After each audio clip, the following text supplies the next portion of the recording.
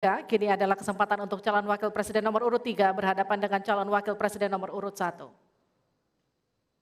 Silakan Pak, waktu Anda. Bertanya 1 menit. Kami persilakan Pak Mahfud.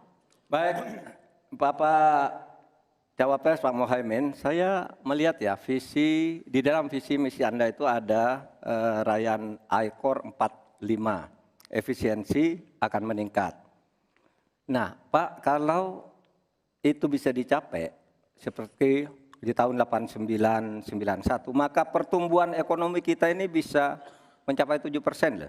Kalau 4 saja, Anda punya visi targetnya itu ICOR-nya 4 sampai 5. Padahal pertumbuhan dengan 4 saja itu bisa 7% pertumbuhan ekonomi nasional. Sehingga dengan demikian saya kok jadi ingin tahu kenapa di dalam visi misi Anda tingkat pertumbuhan yang ditargetkan hanya 5 sampai 65. Kok tidak berani 7? Kalau 4 apalagi sampai 5, seharusnya berani sampai 7, selesai. Silakan waktu Anda 2 menit. Terima kasih. Kalau membuat target pertumbuhan bisa saja 7-8% bisa saja. Tetapi yang ingin kita wujudkan adalah pertumbuhan yang berkualitas dan inklusif.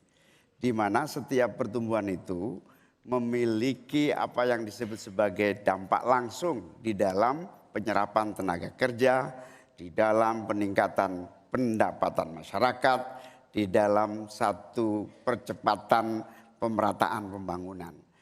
Target 5,5 sampai 6% itu dengan kalkulasi agar kalau kita tidak terlampau realistis, kita khawatir ujung-ujungnya utang luar negeri lagi.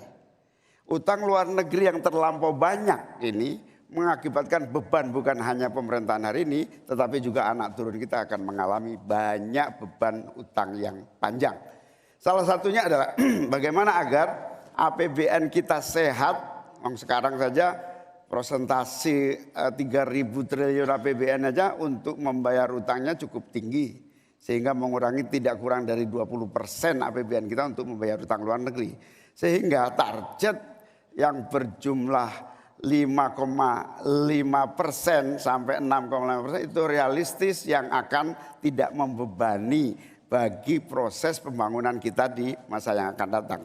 Di sisi yang lain kita pasti tahu bahwa salah satu syarat-syarat pertumbuhan yang bisa sehat itu adalah apabila investasi yang masuk juga tidak menjadi beban baru bagi pembangunan nasional kita. Apa beban baru itu?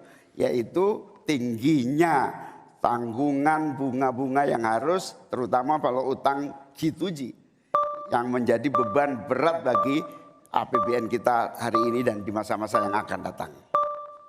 Cukup Bapak? Baik, selanjutnya dipersilakan untuk Pak Mahfud MD untuk kembali menanggapi, waktunya 1 menit, silakan Bapak. Ya begini Pak, kami Ganjar Mahfud itu mentargetkan pertumbuhan ekonomi kita itu 7%. Itu hitung-hitungannya mudah, tadi saya sudah sebut di pertama. Betapa saya menyelamatkan korupsi yang diurus kantor langsung saya aja 677 triliun. Itu kalau dibagi ke UMKM, itu luar biasa. Kemudian yang ditemukan oleh ICW sejak tahun 2014 yang sudah inkrah korupsi itu berapa? 233,7 triliun. Nah ini kalau kita pangkas melalui penegakan hukum yang benar, ini bisa mencapai 7. Tapi Anda menyimpang dari rumus yang selama ini terjadi. Kalau Anda berani dengan ICOR 4 saja, Anda pasti bisa 7%. Pasti bisa 7%, apalagi 4 sampai 5. Nah ini Anda menargetkan segini, tapi pertumbuhan ekonominya cuma 5,6. Secara matematis agar kurang cepat. Selesai. Silakan ditanggapi. Harap tenang. Ditanggapi Ya, Pak Muhaimin. tentu saya sangat setuju. Bukan hanya pemberantasan korupsi yang membawa pemasukan bagi APBN kita, menjaga kebocoran APBN kita, tetapi juga pendapatan negara bukan pajak yang juga menjadi bagian dari andalan.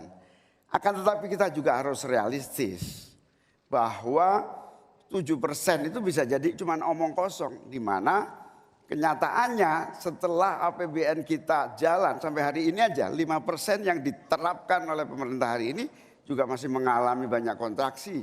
Dalam arti utang luar negeri masih menjadi andalan utama, sekaligus kita juga menyaksikan bagaimana 5% itu realnya di lapangan tidak sampai 5%. Sehingga saya khawatir kalau target 7% itu dipaksakan, ujungnya bukan pertumbuhan yang sehat tetapi pertumbuhan semu yang keropos.